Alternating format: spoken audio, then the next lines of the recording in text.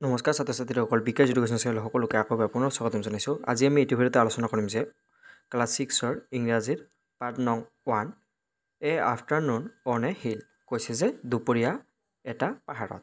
ইয়াৰ আজি প্ৰশ্ন উত্তৰখিনি গোটেইখিনি আজি আলোচনা কৰিম। তেনেহ'লে ভিডিঅ'টো স্কিপ নকৰাকৈ শেষলৈকে চাই থাকক।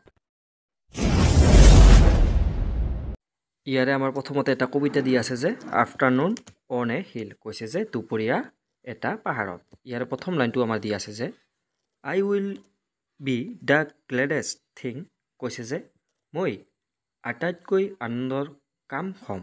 তাৰপিছত যে আণ্ডাৰ দ্য ছান কৈছে যে সূৰ্যৰ তলত।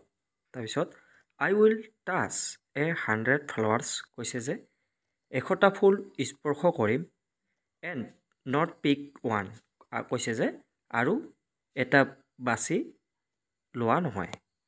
তাৰপিছত পেৰেগ্ৰাফটো দিছে যে I will look at cliffs and clouds কৈছে যে মই শিলৰ ঢাল আৰু ডাৱৰলৈ চাম। তাৰপিছত দিছে যে উইথ কুইক ইজ কৈছে যে নিস্তব্ধ চকুৰে। তাৰপিছত ৱাটছ দ্য উইণ্ড ব' ডাউন দ্য গ্ৰাছ কৈছে যে ঘাঁহৰ তললৈ বতাহে প্ৰমাণ কৰি চাওক।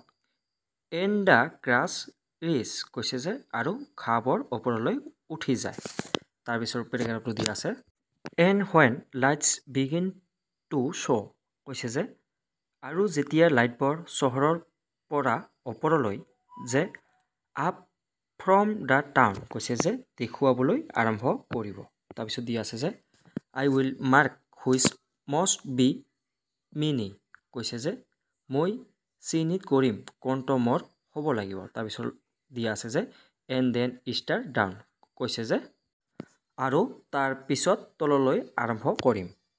এইখিনি পঢ়িলে বা এইটো ভালকৈ মুখস্থ কৰি ল'বা আৰু ইয়াৰ পিছত নেক্সট ভিডিঅ'ত এনচাৰখিনি গোটেইখিনি দি দিম।